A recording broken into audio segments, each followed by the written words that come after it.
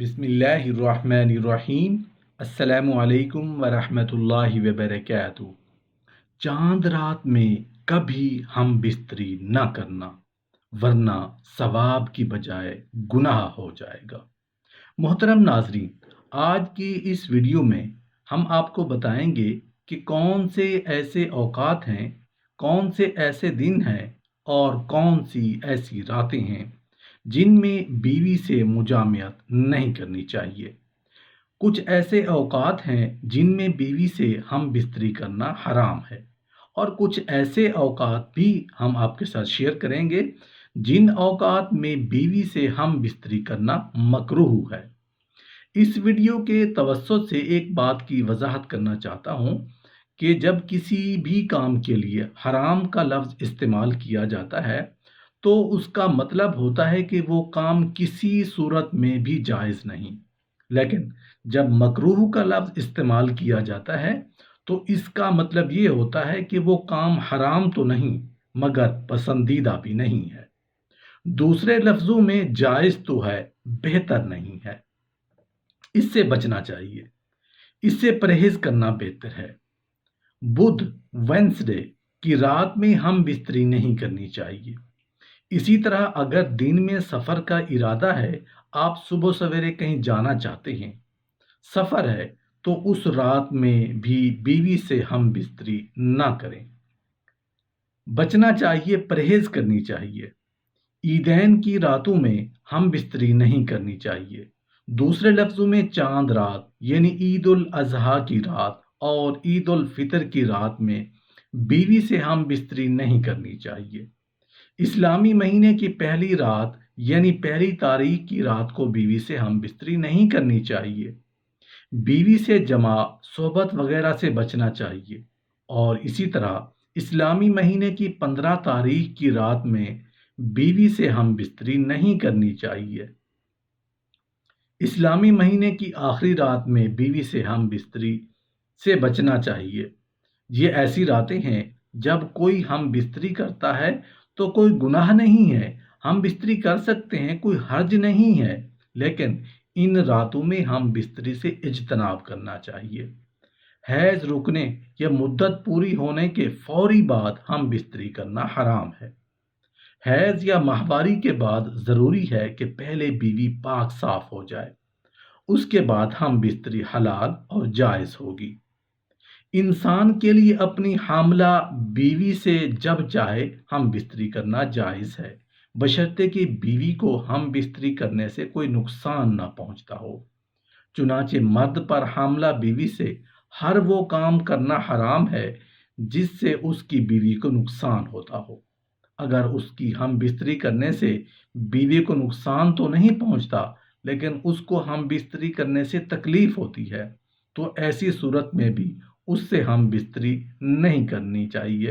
اولا ہے، بہتر ہے، کیونکہ عورت کو تکلیف دہ چیز سے بچانا حسن معاشرت کا حصہ ہے۔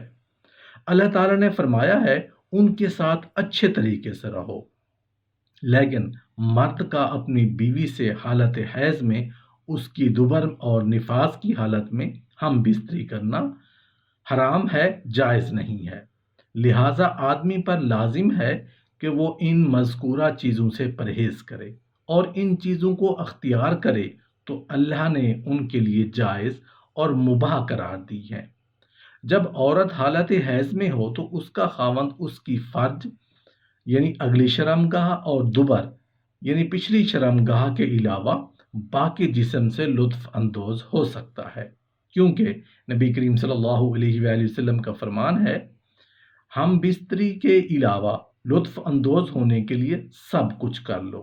حاملہ بیوی سے ہم بستری کرنا جائز ہے جب تک کہ بیوی ہم بستری کرنے کی اجازت دے، یعنی تکلیف محسوس نہ کرے اور حمل کو نقصان پہنچنے کا اندیشہ نہ ہو۔ شرعاً حاملہ بیوی سے ہم بستری کی ممانعت نہیں ہے۔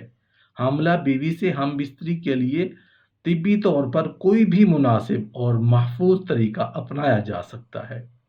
حضرت عائشہ صدیقہ رضی اللہ عنہا نے عرض کیا، یا رسول اللہ صلی اللہ علیہ وآلہ وسلم، عورتوں کو تو بہت سا ثواب مل گیا، مردوں کے بارے میں بھی ارشاد فرمائیے۔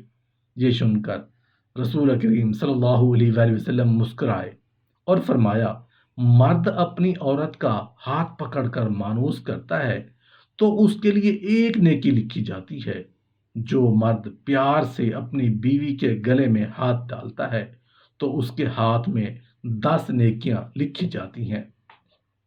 جب وہ اپنی بیوی سے مباشرت کرتا ہے تو دنیا و ما فیہا سے افضل ہوتا ہے۔ جب غسل کرتا ہے تو بدن کے جس بال پر سے پانی گزرتا ہے اس کے لیے ہر بال کے بدلے میں ایک نیکی لکھی جاتی ہے، اور ایک گناہ معاف ہو جاتا ہے اور ایک درجہ بلند کر دیا جاتا ہے۔ اور غسل کرنے کے عوض میں جو چیز دی جاتی ہے وہ دنیا و ما فیہا سے بہتر ہوتی ہے، اور بے شک اللہ تعالیٰ اس پر فخر کرتا ہے اور فرشتوں سے کہتا ہے کہ میرے بندے کی طرف دیکھو کہ ایسی سرد رات میں غسل جنابت کے لیے اٹھا ہے، اور وہ اس بات پر یقین رکھتا ہے کہ میں اس کا رب ہوں۔ تم اس بات پر گواہ رہو کہ میں نے اس کو بخش دیا۔ جمعرات اور جمعہ کو ہم بستری اور غسل کرنے کی ترغیب اس لیے دی گئی ہے کیونکہ مردوں کو نماز جمعہ کی ادائیگی کے لیے جامع مسجد جانا ہوتا ہے، تاکہ آتے جاتے کہیں نظر پڑنے سے طبیعت میں کسی قسم کی پراگندی پیدا نہ ہو، اور خواہش نفس سے اطمینان ہونے کے سبب نماز اور خطبہ میں دل جمائی حاصل ہو جائے۔ حدیث نبوی صلی اللہ علیہ وآلہ وسلم ہے کہ مرد کا اپنی بیوی کے ساتھ اکٹھے ایک بستر میں سونا افضل ہے، علاوہ کہ کسی ایک کو عذر ہو۔ اس لیے کہ مقصد ہم بستری کرنا نہیں بلکہ مقصد بیوی کے دل کو خوش کرنا ہے۔ بیوی کے دل کو خوش کرنے کے لیے ایام کے دنوں میں بھی اس کے قریب ہو جانا گویا انبیاء علیہم السلام کی سنت ہے۔ بیوی سے ہم بستری کے لیے دن کی بنسبت رات کا وقت زیادہ اچھا ہے، اور اسلامی مہینوں کے اعتبار سے پہلی اور 15ویں اور آخری رات کے علاوہ بقیہ راتوں میں ہم بستری کرنی چاہیے، کیونکہ روایات سے معلوم ہوتا ہے کہ ان 3 راتوں میں شیاطین زمین پر زیادہ پھیلتے ہیں، اور ہفتہ کے اعتبار سے جمعہ کی شب میں بعض فقہا نے جمعہ کو مستحب لکھا ہے، اور شب میں بھی شروع حصہ کی بنسبت شب کا آخری حصہ زیادہ مناسب ہے کہ رات کے ابتدائی حصوں میں سو لیا جائے تاکہ دن بھر کی تھکن سے راحت ملے اور مکمل سکون حاصل ہو۔ اور ایک فائدہ یہ بھی ہے کہ رات کا تھوڑا سا حصہ ہی جنابت یعنی ناپاکی میں گزرے گا، البتہ رات کا اتنا آخری حصہ بھی نہ ہو کہ پھر دوبارہ آرام کا وقت نہ رہے، کچھ دیر اس کے بعد بھی آرام کر لینا چاہیے۔ جب خاوند کو اپنی بیوی کے پاس آنے کی حاجت ہو تو اس کا مروجہ طریقہ یہ ہے کہ بیوی کے ساتھ کمرے میں اس وقت اور کوئی نہ ہو، حتیٰ کہ شیرخوار بچہ بھی نہ ہو۔ اگر بچہ سویا ہوا ہو تو کوئی مضائقہ نہیں۔